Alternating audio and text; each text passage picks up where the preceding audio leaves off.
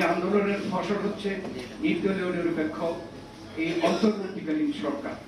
আমরা বিএনপির পক্ষ থেকে তাদের ক্ষমতা গ্রহণের পর থেকে আমরা সমর্থন দিয়ে আসছি।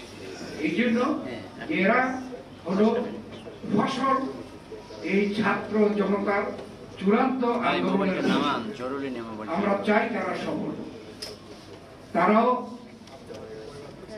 পাবলিকলি ঘোষণা করেছে প্রধান উপদেষ্টা যে স্বৈরাচারী সরকার যারা পতিত সরকার তারা বাংলাদেশের সকল সেক্টর ধ্বংস করে দিয়ে গেছে। এই সেক্টরগুলোকে যদি সঠিক করতে হয় এখানে সংস্কার প্রয়োজন, মেরামত প্রয়োজন। আমরা বলেছি যে আমরা এই সরকারকে সহযোগিতা করতে আমরা প্রস্তুত, কিন্তু এটা পরিষ্কার বলেছি যে এটা অনির্দিষ্ট করার জন্য হতে পারে না।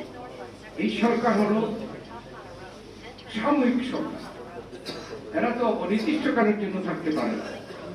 তাই তাদের যদি সফলভাবে বিদায় নিতে হয় তাহলে এদেশে জনগণের যে প্রত্যাশা বৈষম্য থেকে দূরীভূত করার ব্যাপারে পদক্ষেপ, সব বৈষম্য এই সরকারই দূরীভূত করতে পারবে সেটা আমরা মনে করি। কিন্তু সংস্কার শুরু করবে পরবর্তী জনগণের নির্বাচিত সরকার সেটা পূরণ করবে, সেটাকে চলমান রাখবে। তাদের দায়িত্ব হচ্ছে নির্বাচনকে অগ্রাধিকার, নির্বাচনের বিষয়ে যত সংস্কার প্রয়োজন যত দ্রুত সম্ভব এই সংস্কার করে নির্বাচনী একটা রোডম্যাপ ঘোষণা করে নির্বাচনের দিকে যাওয়া উচিত। আজকে যে বাংলাদেশে যেসব ষড়যন্ত্র চলছে এটা খুব স্বাভাবিক। যারা পতিত তারা তো সর্বশেষ চেষ্টা করবে যে এই দেশে একটা বিশৃঙ্খলা সৃষ্টি করে তারা আবার পুনরুজ্জীবিত হচ্ছে, কিন্তু দেশের জনগণ তো আর এটা হতে দিবে না। এটা রায় দিয়ে দিয়েছে 5ই আগস্ট। অতএব এখন আমাদেরকে সকলে ঐক্যবদ্ধ থাকতে হবে। এখানে আমাদের মধ্যে বিভক্তি সৃষ্টি করার জন্য নানা ষড়যন্ত্র চলছে। যারা পতিত সরকার তার প্রধান সে ভারতে পাঠিয়ে অন্যায়ভাবে ভারতে আছে এবং ভারত তাকে থাকতে অনুমতি দিচ্ছে। অতএব সে সেখান থেকে বাংলাদেশের মানুষকে উস্কানি দিচ্ছে। এটা দেওয়া স্বাভাবিক।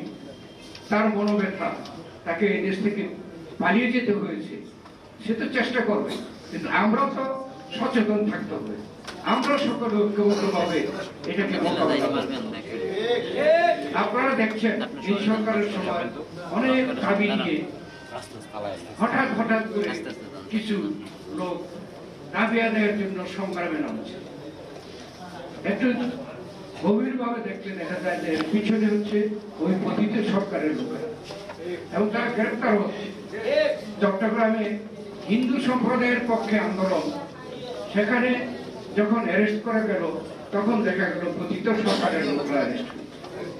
অতএব তারা ষড়যন্ত্র করতে পারে, কিন্তু আমাদের তো দায়িত্ব হচ্ছে এদেশের ছাত্র জনতা গত 16 বছর যাবৎ আন্দোলন করে এই জুলাই আগস্ট মাসে চূড়ান্ত ভাবে গণ অভ্যুত্থান সৃষ্টি করে আজকে যে সরকারকে প্রতিষ্ঠিত করেছে সেই সরকারের দায়িত্ব এই সকল ষড়যন্ত্রকে ধূলিসাৎ করে দিয়ে এদেশে এমন একটি নির্বাচন দেওয়া যে নির্বাচনে জনগণ তাদের নিজের ইচ্ছা মতো পছন্দ মতো লোককে স্বাধীনভাবে ভোট দিতে পারবে এবং তাদের নির্বাচিত সরকার এই বাংলাদেশকে ওই যে গণতন্ত্র, আমাদের মুক্তিযুদ্ধের যে চেতনা, গণতন্ত্র, স্বাধীনতা, সার্বভৌমত্ব, অর্থনৈতিক মুক্তি এবং দেশের শান্তি শৃঙ্খলা পুনরায় এদেশে প্রতিষ্ঠা করবে। এটাই হবে আমাদের প্রধান লক্ষ্য।